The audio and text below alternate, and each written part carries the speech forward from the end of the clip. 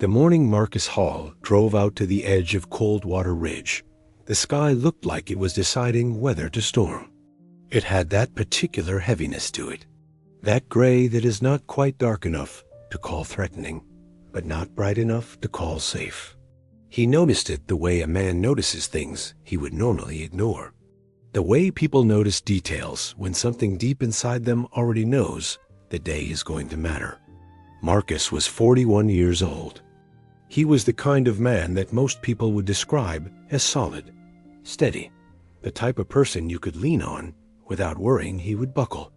He had broad shoulders that came from years of working outdoors, a jaw that looked like it had been carved with purpose, and eyes that were a particular shade of pale blue that his daughter once told him looked like the inside of an ice cube. He had laughed when she said that. He remembered the exact sound of it, the way it filled the kitchen of their house on Birchwood Lane. He had not laughed like that in almost 2 years. His truck moved along the narrow road that wound up toward the ridge, past the old timber yard that had been closed since the mill shuttered, past the fence line of the Alderman property where 3 black horses stood completely still in the fog like they were made of smoke, past the rusted green sign that said Coldwater Ridge Road, and underneath it, in faded letters that someone had painted by hand a long time ago, the words "not a through road." He knew it was not a through road. He had lived in this part of northern Montana his entire life. He knew every road, every trail, every creek bed that flooded in April and dried to nothing by August. He knew this land the way a man knows his own hands. And yet, in the past several months, he had started to feel like a stranger in it, like he was looking at a place he used to know through glass he could not quite clean. The truck rolled to a stop near a pull-off that overlooked a long valley. On clear days, you could see for 40 miles. You could see the line where the mountains began, where the blue turned dark and the dark turned almost purple. On this particular morning, the fog had settled in the valley like something living. It breathed and shifted and swallowed the distance whole. Marcus cut the engine. He sat there. He did not reach for his phone. He did not turn on the radio. He just sat there with his hands still on the wheel, looking at nothing, looking at everything, and for a moment the only sound was the ticking of the engine as it cooled and the wind pressing soft against the glass. His name had been in the local paper 3 months earlier. Not for anything good. The headline had been careful in the way small-town papers are careful when someone is known. It said Coldwater Valley business closes after 18 months of operation. But behind that careful headline was a story that everyone in town already knew in full detail, because that is how small towns work. They do not wait for the paper. They already know. The words in the article were polite. The conversations in the diner and at the hardware store and at the edge of the school parking lot during pickup were not polite. They were the kind of conversations that people have when they think someone cannot hear them, and sometimes when they know very well that he can. The business had been a lumber supply and contracting company that Marcus had spent 4 years building from nothing. He had borrowed against his house to start it. He had worked 7 days a week for the first 2 years. He had hired 6 people from the local area, good people with families, and for a brief and shining season, it had worked. It had worked better than anyone, including Marcus, had expected, and then the contracts dried up. The interest rates climbed. A larger company from out of state came in and undercut every bid. Marcus put forward by margins that should not have been possible, and probably were not legal, but could not be proven. And then came the winter that was too hard and too long, and the spring that brought flooding that destroyed 2 of his key supply relationships. And by the time summer arrived, Marcus Halley was standing at a desk in his accountant's office, being told a number that did not match any reality he had prepared himself for. He closed the business in October. He laid off his 6 employees personally, one by one, sitting across from each of them at the small table in his office, telling them what he had to tell them. watching their faces do the thing that faces do when something important is being taken away. He had driven home after the last conversation, parked in the driveway, and stayed in that truck for 1 hour and 17 minutes. He knew the exact time because he had looked at the clock when he parked and looked at it again when he finally walked into the house. His wife, Diane, had been waiting in the kitchen with coffee that had gone cold. She had put her hand on his arm and said nothing, which was the right thing to do. But he had felt her fingers trembling slightly and understood that the trembling was fear, and that the fear was at least partly about him. What happened after that was the slow kind of hard, not the sharp kind, not the dramatic kind that announces itself loudly, the slow kind that settles in like moisture in a wall. You do not see the damage on the surface. You only know it later when something gives way. Marcus stopped sleeping well, then stopped sleeping at all in any meaningful sense. He would lie beside Diane in the dark and stare at the ceiling and run numbers in his head, even though the numbers no longer had a purpose. He stopped going to the diner on Friday mornings, where he had met the same 3 friends every week for 11 years. He told himself it was because he was busy. He was not busy. He stopped picking up the phone when his brother called from Billings. He told himself he would call back later. He did not call back. He stopped being the man who stood at the edge of his daughter's soccer games with his arms crossed and his voice louder than everyone else's when she scored. He still went to the games. He stood near the back. He was quiet. His daughter, Lily, who was 13 and sharp as broken glass, noticed. She said nothing to him directly. But one evening he overheard her talking to Diane in the kitchen, and his daughter said, "Dad, seems like he went somewhere." And he did not hear the rest because he walked away from the hallway before he had to. He had gone somewhere. That was the right way to describe it. He had gone somewhere internal, and the door behind him had closed, and he was still trying to find his way back. That morning on the ridge, sitting in the truck above the foggy valley, Marcus was not thinking about any of this in a clear and organized way. He was not thinking about the business, or the debt, or the employees, or the whispered conversations at the edge of parking lots. He was not thinking about Diane's trembling fingers, or Lily's quiet observation. He was thinking in the fragmented way a person thinks when they are very tired. Pieces without edges, images without sequence. He was thinking about a dog, not a dog he currently owned. A dog he had found the week before, wandering along the highway about 3 miles south of town. The dog was a large animal, some kind of shepherd mix, dirty and painfully thin. It had a rope around its neck that had been cut close to the knot, which told Marcus something about why it was wandering. He had pulled over without deciding to pull over. His hands had just turned the wheel. He had called the dog over, and the dog had come to him immediately, without fear, which surprised him. Animals that had been treated badly usually held their distance. This one walked straight to him and pressed its head against his leg and stood there. Marcus had put the dog in the truck. He had driven it to the vet clinic in town, where Dr. Sylvia Okafor had looked it over and said the dog was maybe 3 years old, male, undernourished but not permanently damaged, no chip, no identifying marks. She had taken a photograph for the Lost and Found board. Marcus had gone home and told Diane about the dog, and Diane had said nothing for a moment, and then said, "Where is it now?" And he had said at the clinic, and she had said, "Okay." But lying awake that night, Marcus had kept thinking about the dog, about the way it had walked to him without hesitation, about the rope that had been cut close to the knot, about the way it had pressed its head against his leg, like it was looking for something solid to stand next to. He did not go back to get the dog. That was not what he was thinking about on the ridge. He was thinking about that moment of contact, head against leg, weight and warmth, the simple animal fact of one living thing leaning toward another. He did not realize until later, much later, that he had driven to the ridge that morning because he needed to be somewhere quiet enough to hear himself think. And that, for the first time in months, something had made him feel something. A stray dog pressing its head against his leg. That was it. That was the thing that had cut through. And he did not know what to do with that information. So he had driven to the ridge where he could look at the fog and try to figure it out.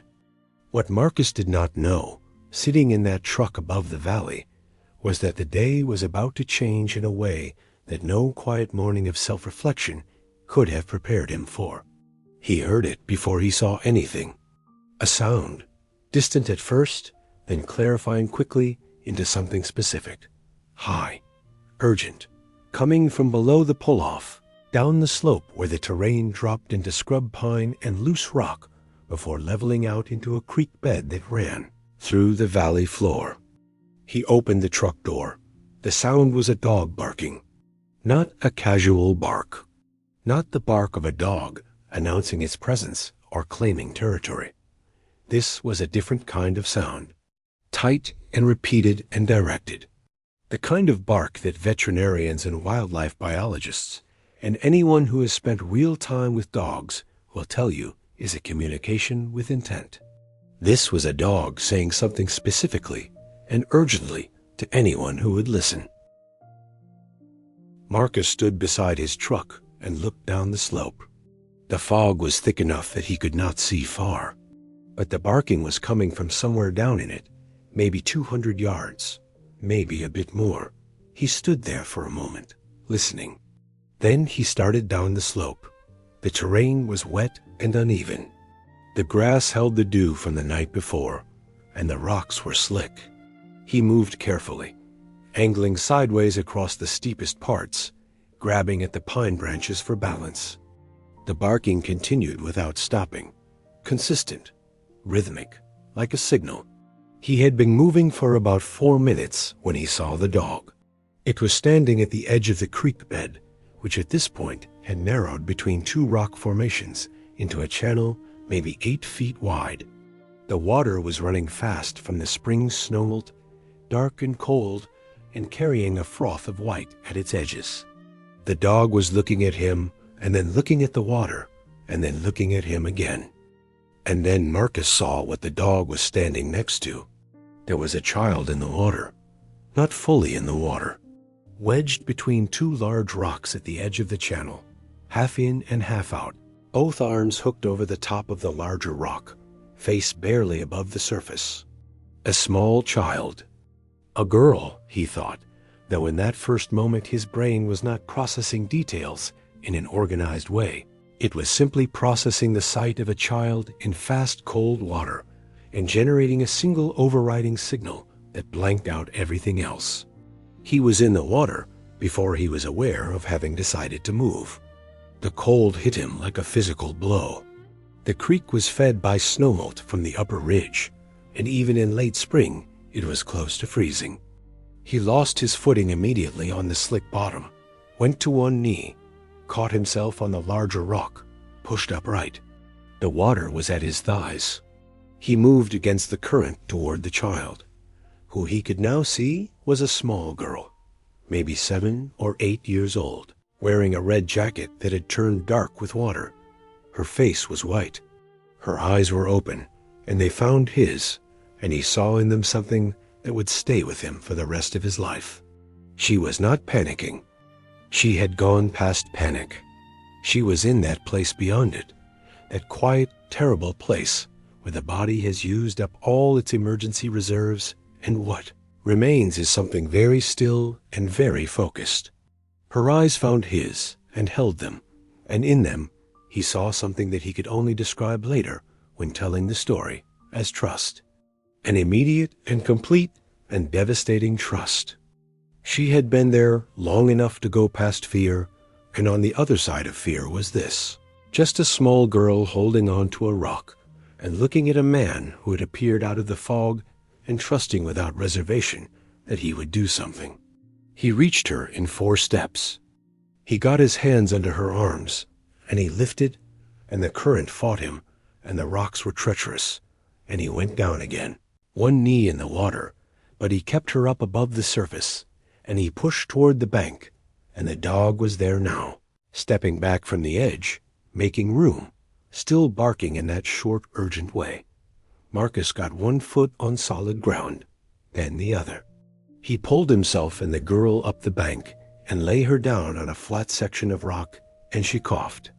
A full, body-shaking cough that brought up creek water and produced, at the end of it, a small, thin cry. He pulled off his jacket and wrapped it around her. His hands were shaking badly. She was shaking badly. He looked at her face. Her lips were a color that was not right, a pale bluish white.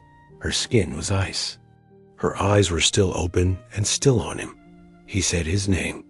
He said, "I have you. You are safe." She did not speak. She was shaking too hard to speak. But she looked at him, and the trust did not leave her eyes, and he felt something in his chest that was so large and so sudden that he could not have named it if he had tried. He got his phone out of his soaked pocket, and it was still working, and he called emergency services and told them where he was and what had happened, and the dispatcher kept him on the line and told him help was coming.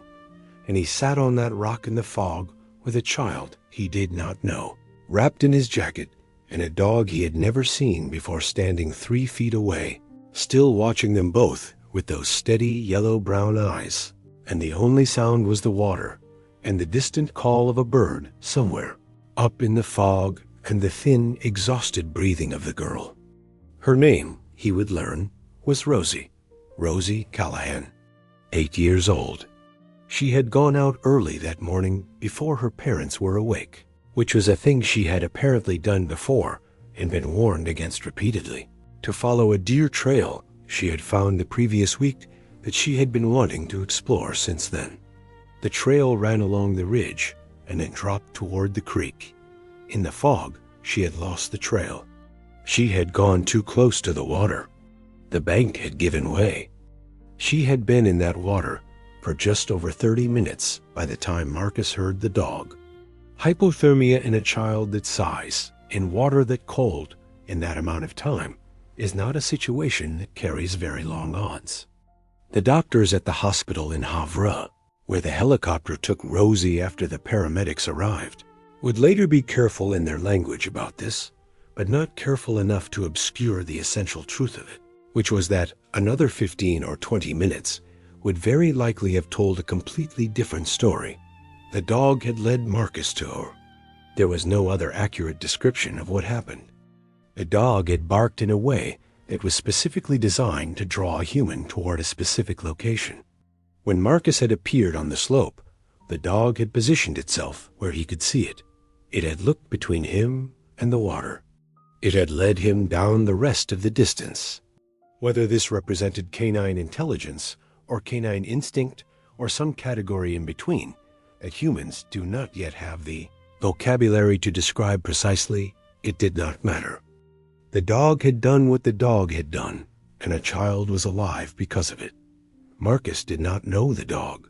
He had never seen it before. The paramedics who arrived 20 minutes after his call were professional and calm and very good at their jobs. And they wrapped Rosie in emergency blankets and started warming her and got a line in, and all the while the dog sat at a distance of about 10 feet and watched everything with those steady eyes. When the helicopter was called in and they needed to move up the slope to the clearing above the pull-off, the dog followed. When they loaded Rosie into the helicopter, the dog sat on the ground and watched it lift away. Then it looked at Marcus. Marcus was wrapped in a blanket a paramedic had put around him. He was soaking wet and shaking and could not feel his feet. He looked at the dog. The dog looked at him.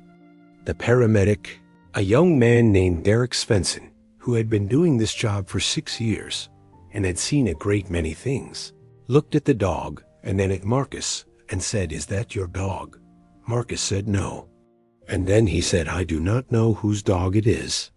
Derek Svensson looked at the dog for another moment and then said, "Well, someone should probably figure that out." What happened next would take days to unfold in the full understanding of everyone involved, and some parts of it would not be fully understood for weeks. But here is what Marcus knew in the immediate aftermath. Standing at the edge of Coldwater Ridge Road, with wet boots and numb feet, and a blanket around his shoulders, and a strange dog beside him, he was not the same man who had driven up this road that morning. Something had shifted. Not the dramatic kind of shift that people describe in movies, where a single moment changes everything in a clean narrative arc. This was more fundamental than that, more anatomical. Something had moved in him at a level below language. The moment he had entered that water, the moment he had lifted that child, the moment he had looked into Rosie Callahan's eyes on that rock, those eyes full of complete and terrible and beautiful trust. He had felt alive in a way he had not felt alive in a long time. He drove home with the dog in the passenger seat. He had not planned this, but when he walked to his truck, the dog walked beside him, and when he opened the door, it got in and looked at him, and he closed the door and drove. Diane was standing at the kitchen window when he pulled in. She saw the truck. She saw him get out, soaking wet, with a blanket still around his shoulders. She came to the back door before he reached it. She looked at him and then at the dog, which had jumped out and stood beside him, and her face did several complicated things in rapid succession. And then she said, "Marcus, what happened?" He told her. It took a while. They sat at the kitchen table with coffee, and the dog lay down on the floor between them, like it had always been there, like this was simply where it lived. And Marcus talked for the first time in months in a way that felt real and present, and connected to what was actually happening inside him. He told her about the ridge. He told her about the sound. He told her about the water, and the cold, and the girl's eyes. He told her other things too, things he had not been saying for months, things that had been building up behind a door he had not known how to open. He talked about the business and the shame of it. He talked about the 6 employees and the faces they made. He talked about the diner on Friday mornings that he had stopped going to, not because he was busy, but because he could not face the people there without feeling like he was wearing a sign that said, "I failed." He talked about lying awake running numbers with no purpose. He talked about hearing Lily say, "Dad seems like he went somewhere." Diane did not fix any of it. She did not offer solutions or reframings or silver linings. She listened. And at a certain point, she reached across the table and took his hand and held it and did not let go while he finished talking. And the dog on the floor between them exhaled a long, slow breath that filled the kitchen with a warmth that was out of proportion to what one large dog should be able to generate. It was Lily who named the dog. She came home from school that afternoon and stopped in the kitchen doorway and looked at the large muddy shepherd mix lying on her family's kitchen floor as if this were a completely expected development, and said, "What is his name?"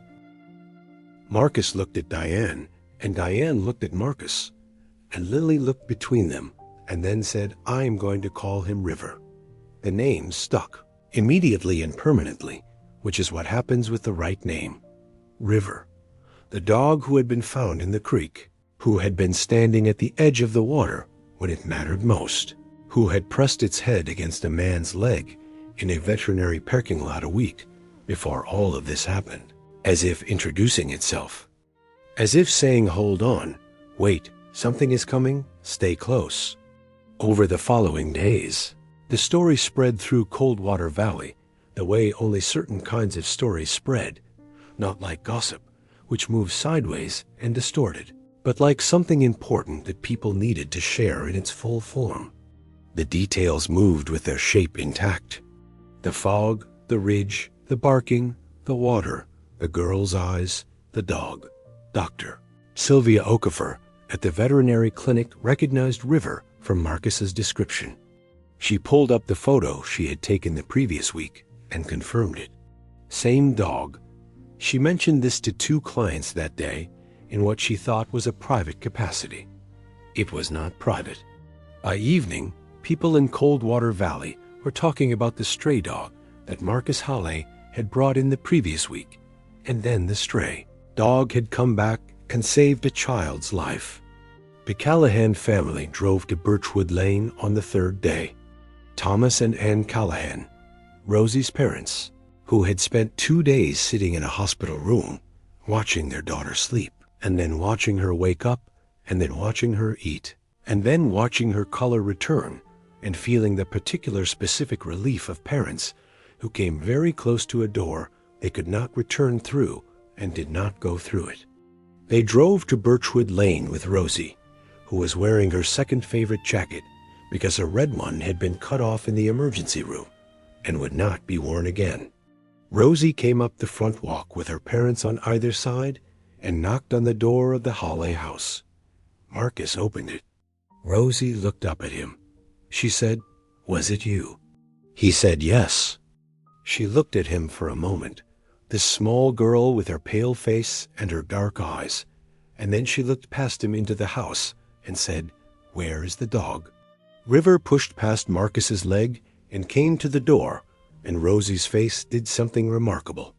It opened, completely, like a window thrown wide on a bright morning.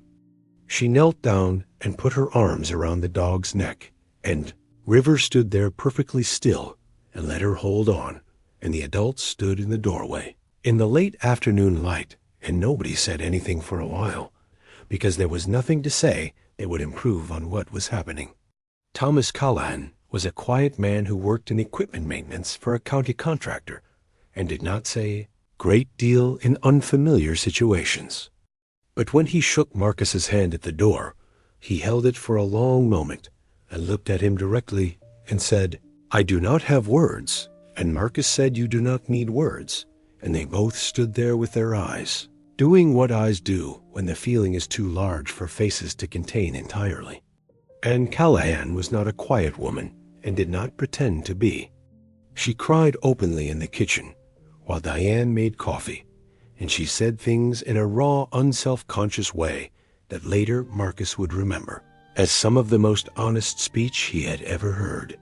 She said, "We almost lost her, and we will carry that almost for the rest of our lives, but we get to carry it as a near miss instead of a loss. And I do not know how to hold that yet, but I know it matters more than anything I have ever had to hold." She looked at Marcus and said, "You were there. You were just there." And he said a dog did the hard part, and she said a man got in the water, and you were there. Rosie, meanwhile, had moved from the doorway to the living room floor and was lying on her side with her head on River's flank, showing him the small scar on her wrist from when she had fallen off her bicycle 2 years earlier, talking to him in the low, continuous way that children talk to animals when they are telling them things they do not say to people. Marcus watched her from the kitchen doorway. He watched her with a feeling he had no clean name for, something adjacent to gratitude, but with more mass, something that pressed against his ribs from the inside. The newspaper ran a story the following week.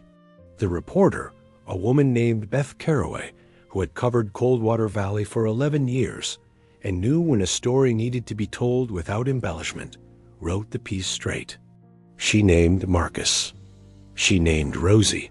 She described what the dog had done and what Marcus had done. She mentioned that the dog had no identified owner. She mentioned that the Hawley family was keeping it. She wrote one sentence near the end of the piece that Marcus read several times because he could not stop. It said sometimes the things we cannot explain arrive in the form of animals, and sometimes the things that save us are the things we stop to help first. He cut that sentence out of the paper and kept it. What happened in the months after this was not a simple story of recovery and restoration. Life is not built that way. Marcus did not wake up the next morning with the business debt resolved or the shame removed or the easy Friday diner conversations restored. The debt was real. The conversations at the edge of parking lots had happened and could not unhappen. The years of hard work that had built and then lost the company were still years that were spent and gone. But something was moving differently.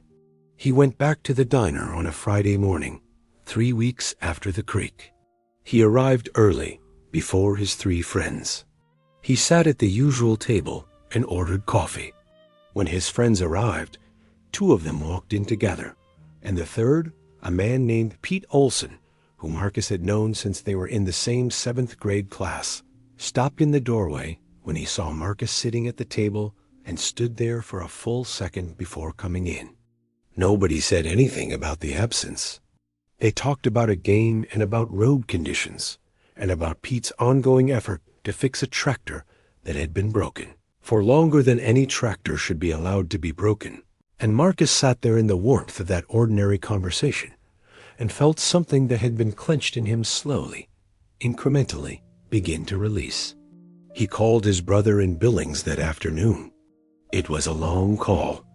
He also, on a Thursday morning about a month after the creek, drove back up to Coldwater Ridge Road. He parked at the same pull-off. The fog was gone this time, and from where he stood, he could see the full length of the valley, all 40 miles of it. The mountains beginning where they always began, the blue going dark and the dark going purple. River was in the truck. Marcus let him out, and the dog stood beside him at the edge of the pull-off, and they both looked out at the long valley and the sky, which was a complete and particular blue that only exists at elevation in late spring. He thought about the morning he had come here to sit in the fog and figure out why a stray dog, pressing its head against his leg, was the most alive he had felt in months.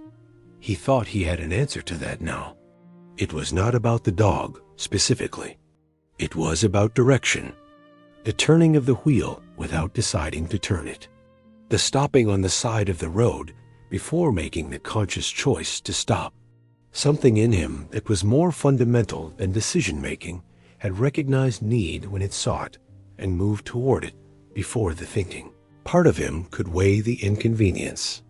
That was who he had been before the business and the debt and the failure and the slow erosion of the following year and a half had buried it. That was who he was underneath. A man who turned toward things that needed turning toward. He had been so focused on what he had lost that he had stopped being who he was. And who he was, it turned out, was not defined by the business. It had existed before the business, and it had survived the business's loss even when he could not see it.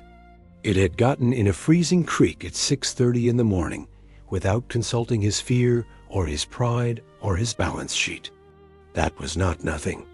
That was, in fact, everything. River put his head against Marcus's leg.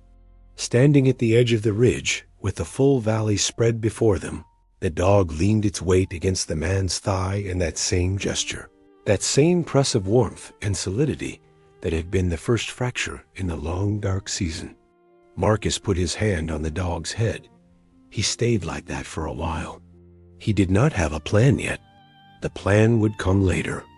It would come in pieces and would require help and humility and several difficult conversations with people he owed money to, and several more with people he had been avoiding out of shame. It would require him to accept help he was not good at accepting. It would require Diane's patience and Lily's forgiveness for the year and a half in which he had been present in the body, but absent everywhere else that mattered. But right now, standing on the ridge with the blue sky and the valley and the dog's head under his hand, he was not thinking about the plan. He was thinking about Rosie Callahan lying on the living room floor with her head on River's flank, showing him a small scar and talking about things she did not say to people. He was thinking about Thomas Callahan's hand holding his for that long moment in the doorway. He was thinking about the sentence cut from the newspaper, folded in the front pocket of his jacket. Sometimes the things we cannot explain arrive in the form of animals. Sometimes the things that save us are the things we stop to help first. He had driven to the ridge one morning at the lowest point of a long, low season, looking for silence wide enough to hear himself think. He had found more than silence. He had found a dog that was already there, already waiting, already positioned between a man and a child, and a moment that would not come back if it were missed. He would spend a long time thinking about this, about timing, about the rope cut close to the knot, about the way River had walked straight to him in the clinic parking lot, without a moment's hesitation, without the distance that should have been there in an animal that had been treated badly, as if it had already decided, as if it already knew. He would not come to a definitive conclusion about any of this. He was not a man inclined toward definitive conclusions about things that belonged to the category of inexplicable. But he would come to a soft conclusion, the kind that you hold loosely, the kind that does not require defense, and the conclusion was simply this: there are moments that hinge. There are moments where the entire weight of what comes next balances on a single turn of the wheel, a single decision to stop, a single act of turning toward something that needed to be turned toward. Most of the time, we do not know which moments are the hinge moments. We do not get a signal. We do not feel the significance as it happens. We only see it later, in the shape of what follows. But sometimes, not always, sometimes we get a signal. Sometimes something turns before we decide to turn. Sometimes a dog presses its head and neck against a leg in a parking lot at exactly the moment a man most needs to feel that something solid is still close enough to stand next to. And sometimes, if we are paying attention, we follow. Marcus High drove down from Coldwater Ridge that morning, with River in the passenger seat, and the full valley in his rearview mirror, and the blue sky opening above him like something he had been promised and had forgotten about, and had now been quietly, without fanfare or announcement, returned. He had a phone call to make. Several, actually. He started with the one he'd been putting off the longest. He called his brother. His brother answered on the second ring, which meant he had been waiting. Brothers who have been waiting for a call for months answer on the second ring. They do not make you hear too many rings, because too many rings feels like a lesson, and what they want is not to teach a lesson. What they want is to pick up. "Hey," his brother said. "Hey," Marcus said. And then he said, "I am sorry. It took me this long." And his brother said, "It does not matter." And Marcus said, "It does matter." And his brother said, "Okay, it matters." And then neither of them said anything for a moment, and the silence between them was the good kind of silence. The kind between two people who know each other well enough to not need to fill all the space. His brother's name was Cal. Callum Hall. 2 years younger, lived in Billings, worked as an electrician, had a wife named Sandra, and 2 kids who were 9 and 11. Cal had called 22 times in the past 6 months. Marcus had let 22 calls go to voicemail. He had listened to all 22 messages. He had not called back once. The messages had been, without exception, calm and ordinary, and free of reproach. "Hey, just checking in." "Hey, Sandra made that chili you like, and saved some in the freezer if you want to come down." "Hey, the kids are asking about you." "Hey, just hey."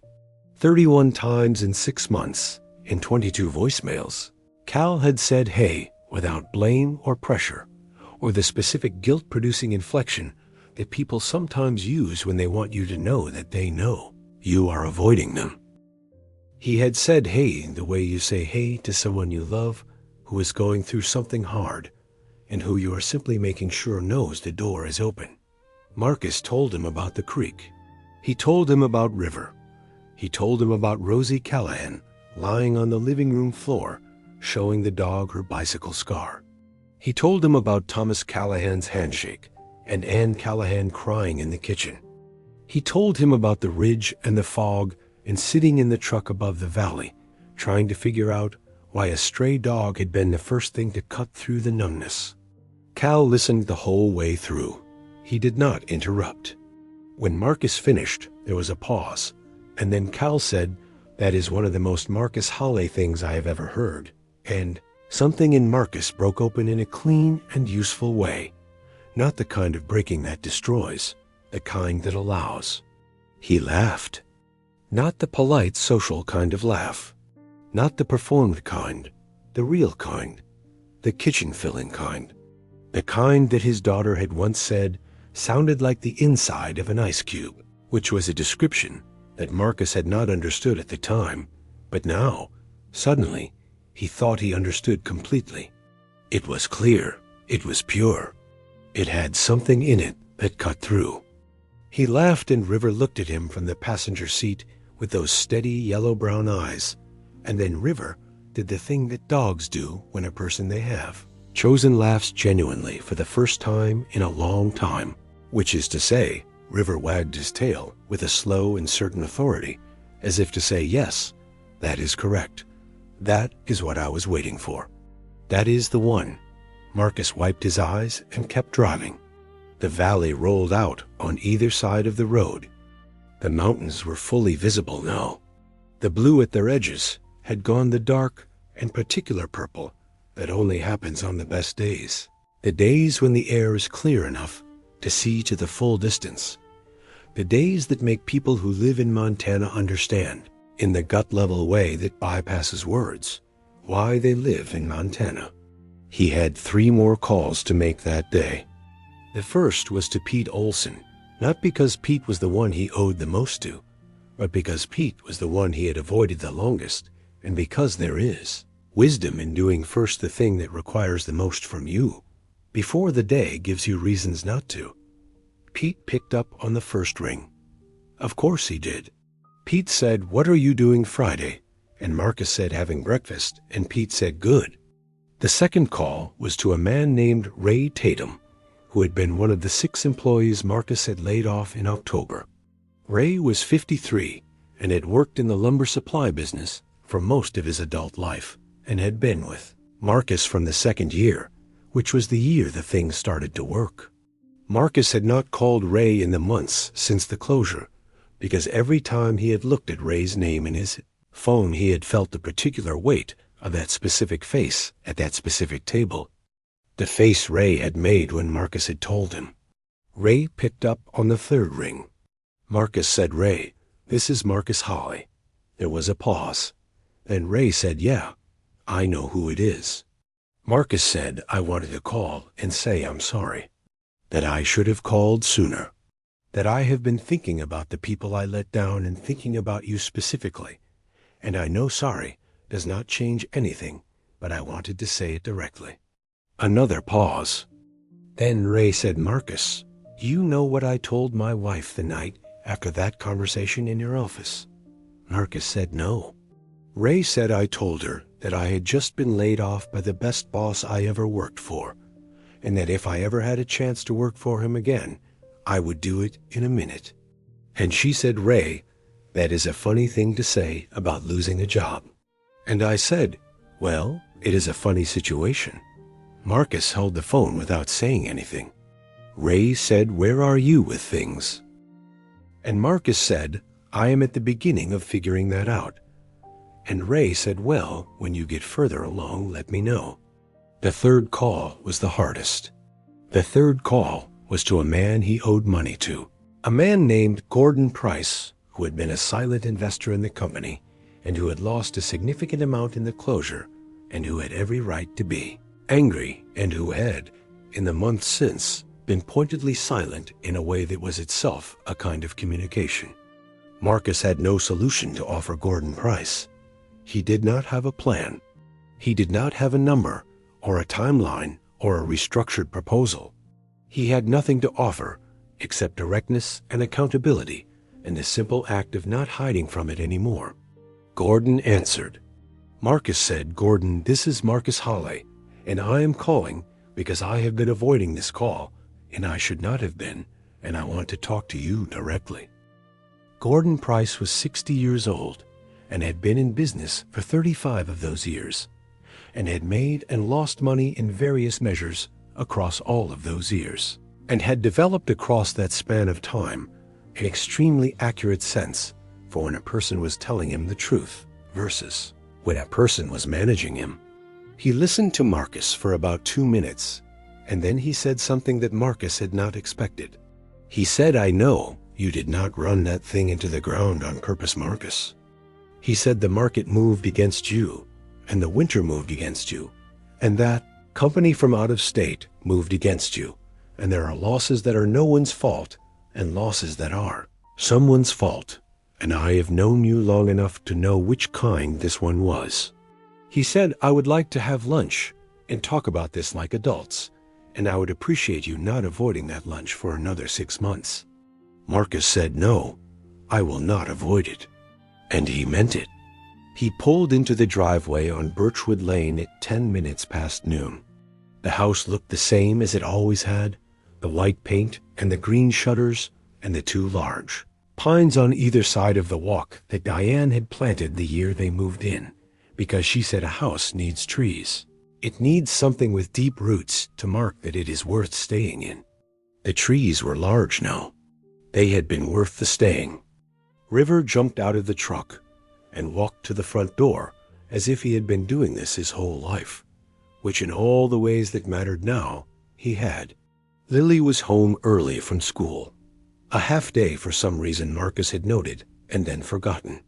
She opened the front door before they reached it because she had heard the truck, and she looked at River and then at her father's face, and she said, Dad, you look different. He said, do I? She said, yeah. She considered him for a moment with those sharp dark eyes that had always been able to look at him directly and accurately in a way that was sometimes uncomfortable and always accurate. She said, you look like you came back. He stood on the front walk of the house with the 2 deep-rooted pines on either side, and his daughter in the doorway, and the dog between them, and he said, yeah, I think I did. Lily opened the door wider and stepped aside and said, well, good, and then she went back inside, and River followed her, and Marcus stood there one more moment in the spring afternoon, in the particular blue and gold of a Montana late morning, before he followed them both inside. The story of Rosie Callahan and the ridge, and the dog who stood at the edge of the water and barked until someone came would travel beyond Coldwater Valley. Beth Caraway's piece was picked up by a larger regional outlet, and then by a national wire service, and for a brief week it was one of those stories that people share with the caption, read this and feel something, which is the highest currency of the Internet's emotional economy. It moved through social media in a particular way that real stories move, with people attaching their own grief and loss and recovery and nearness to it, saying, this reminded me of my father. This reminded me of the year I almost did not make it. This is the dog I lost last spring. It became a container for other people's feelings. That is what real stories do. Marcus received messages from people he had never met. He read most of them. A few he responded to. One in particular, from a woman in Minnesota who had also lost a business and described the same slow, specific erosion that Marcus knew from the inside. He responded to at length and then forwarded the response to the county's Small Business Recovery Office. Because she had asked a question he did not know the answer to, but knew who did. Several months later, when the story had moved through its wave and settled, Marcus sat across a table from Ray Tatum and 2 other people who Ray knew, and they talked about a different kind of company. Smaller, different structure, built on different calculations, and with different risk profile, and with the explicit understanding that the thing it most needed to be was resilient, not large. That conversation did not produce a company that day or the next week, but it produced a direction. And a direction, Marcus had come to understand, is the beginning of everything. River became exactly the dog that Marcus should have known he would become the moment he walked into the back of a truck without being invited and settled into the passenger seat like he had reserved it. He was steady and observant and present. He woke Marcus up every morning at the same time with a cold nose against the back of his hand. He met Lily at the door every afternoon at 3:45 as if he had been tracking her bus on some internal map. He slept at the foot of the bed in a way that Diane said she had not expected to allow, but had stopped pretending to object to. He was, as Lily put it with her particular economy of language, a good situation. Rosie Callahan came to visit River on a Saturday about 6 weeks after the creek. She came with her mother, and she brought a handmade card that she had constructed from colored paper and markers, and on the front she had drawn what appeared to be a large brown dog standing at the edge of a blue squiggling line that represented water, and next to the dog was a smaller figure that represented a girl, and next to the girl was a larger figure that represented a man, and above all of them she had drawn a yellow circle that represented the sun, which was not astronomically accurate, given the foggy morning, but was emotionally accurate in every way that mattered. Inside the card she had written, in the careful, deliberate letters of a child who is trying very hard to spell everything correctly, "Thank you for coming into the water. Thank you, River, for making him come." Marcus kept the card. He kept the newspaper clipping. He kept, though he did not tell anyone this, a photograph he had taken from the pull-off on Coldwater Ridge Road on a clear day in early June.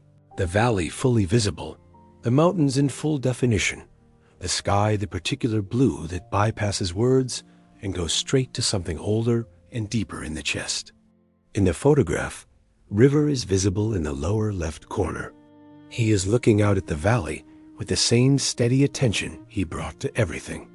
Ears slightly forward, weight balanced, present. The photograph sat on the windowsill of the small office Marcus had set up in the spare room of the Birchwood Lane house where he was, doing the early work of building something new. He looked at it when the numbers were difficult. He looked at it when the calls were hard to make, and when the meetings required more humility than felt comfortable, and when the work of rebuilding what had fallen was slow and unglamorous in the way that real work is always slow and unglamorous before it produces anything that looks like what it was always trying to be.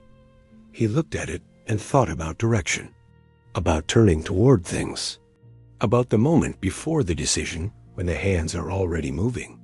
He thought about a rope cut close to a knot. He thought about an animal walking across a parking lot without hesitation to press its head against a leg. He thought about what it means to be found, not rescued in the dramatic sense, not saved by a single spectacular act, but found in the specific and necessary sense that applies when a person has been somewhere unreachable inside themselves for long enough that they have started to forget the shape of the way out. Sometimes the way out begins with a sound in the fog. Sometimes it begins with the movement of a hand toward an animal that needs a hand. Sometimes it begins with one cold step into moving water that is followed by another cold step and then another. And sometimes, sitting in a truck above a valley on an ordinary gray morning when you have driven to the edge of the ridge because you need to hear yourself think, the thing you most need to hear yourself say is already waiting below in the fog, barking, because it knows you are there, because it has always known, because the moment you stopped on the side of the road and opened the door and called it over, and it walked straight to you, without fear, and pressed its warm head against your leg, a chain of events was set in motion that neither of you had the language for yet, but both of you, in the way of things that are true before they are understood, already knew. This is the story of Marcus High. This is the story of a dog named River. This is the story of a child called Rosie, who went too close to the water and found on the other side of fear a man who is also learning to trust again. This is the story of a February morning on a ridge above a valley where the fog was so thick the mountains disappeared, and a spring morning when the same man stood in the same place and could see 40 miles. The distance was always there. Some mornings just make it easier to see.